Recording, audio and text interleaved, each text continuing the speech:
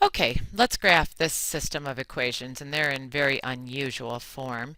The first one is in slope, -3, slope, y-intercept of a +5 form. So I'm going to go up to the +5, and then I'm going to graph the slope. I'm going to put some ordered pairs in. Remember, this is a -3 over a +1 when there's nothing there. That's what that means. So I'm going to go down 3 and to the right 1. Down 3 to the right 1. Down 3 to the right 1.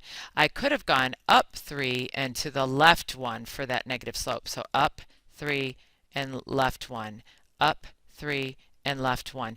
And I'm going to connect the dots.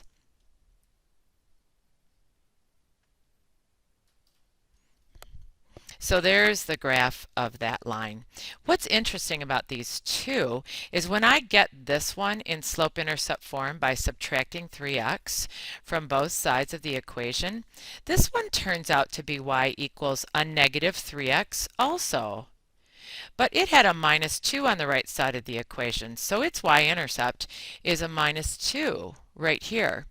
But there is no way when two lines have the same slope, absolutely no way when they have the same slope. So down 3 to the right 1, down 3 to the right 1, down 3 to the right 1. There is no way for those lines to intersect with the same slope. And we say that this system has no solutions because they are parallel lines.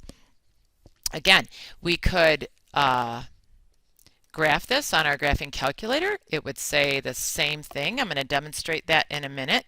But again, no solutions, and a system that has no solutions is often called inconsistent. No answers. The next problem, and you know, actually I will stick this on the graphing calculator really quickly. So our first equation was y equals a -3x plus 5. And then our next one was y equals a -3x, I think that was a -2. And I can hit the graph key and see the first line come down with that negative slope, -3. And here's the next one, just like we did on the paper. Don't forget from previous Tech Math class, if you wanted to set your table to start at some number and automatically give you values for x and y, don't forget that you can have tables of data to graph a line as well. So in the first equation, when x is 0, y is 5.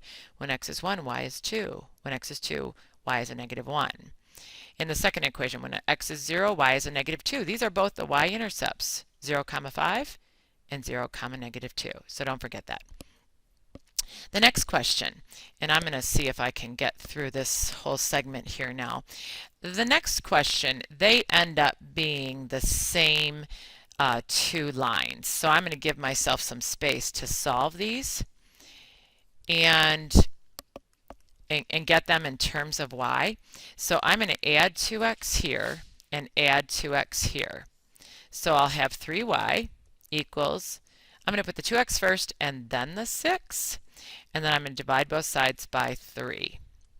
So this equation turns out to be y equals 2/3 x plus 2. 6 divided by 3 is 2. I'm going to get this next equation. I'm going to get y alone, so I'm going to subtract 8x from both sides. On the left, I'll have a -12y equals, I'll put the -8x first and then the -24. And then I'm going to divide both sides by the -12 to get y alone. And I'll have y equals, a negative divided by a negative is positive.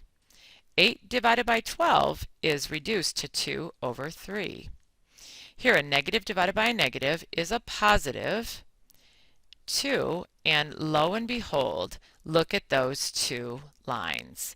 They are the same line. They sure didn't look it to begin with. Remember, this is what we started with right here. But when we got them reduced down to slope-intercept form, I'm going to see if I can get graph paper to show up here.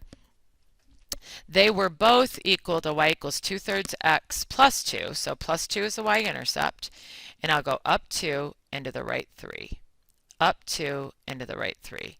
up 2, into the right 3. So I'd graph the first line,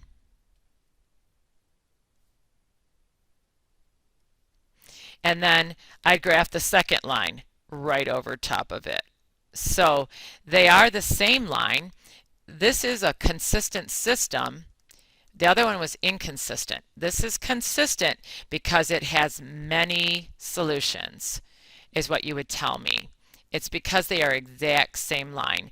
Some people would say that the solution is any x and y value that fit in either of the original equations. So any x and y value that fits in 3y minus 2x equals 6 would be a solution. To tell me that many solutions is the solution, that's good enough.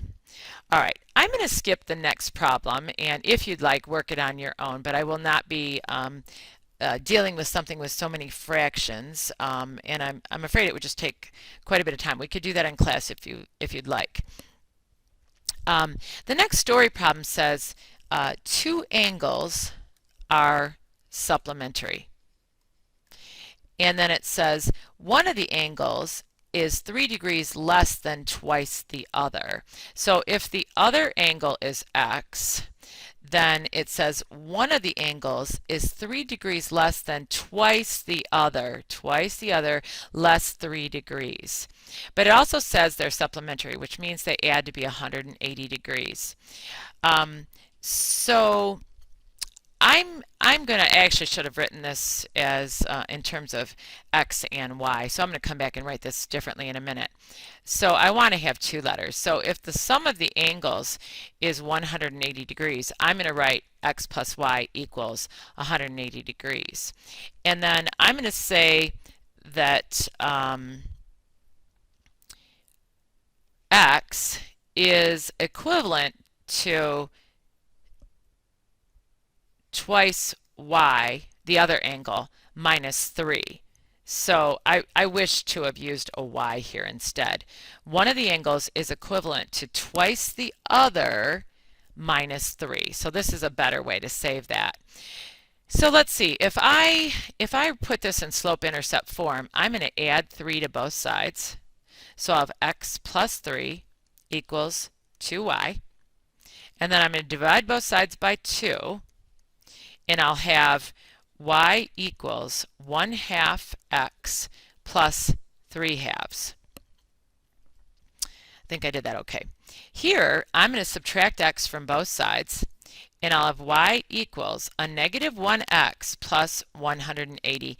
Can you imagine me trying to put a y-intercept of 180 on paper with the slope only being a negative 1 over a positive 1? Yikes. Instead, what I'm going to do is I'm going to go to my graphing calculator, and I'm going to hit the y equals key, and I'm going to clear these other equations out, and I'm going to put in the negative x plus 180.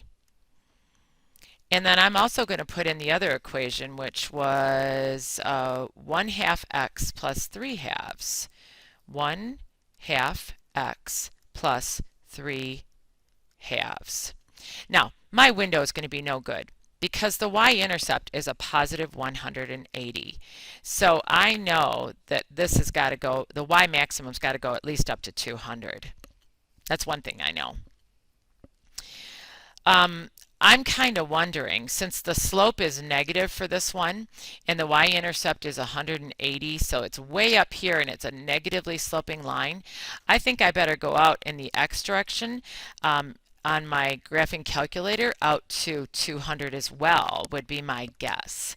So I've had to open my window. Let's see if I'm okay. You know, I can change my scale if I want. I could go in increments of 10.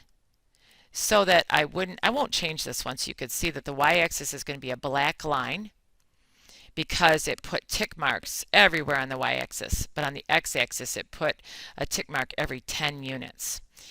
So I knew I had to open it up to 180 or about 200, and I knew this sloping line was very slight, so I had to go way out here in the x direction to see the intersection point of these two.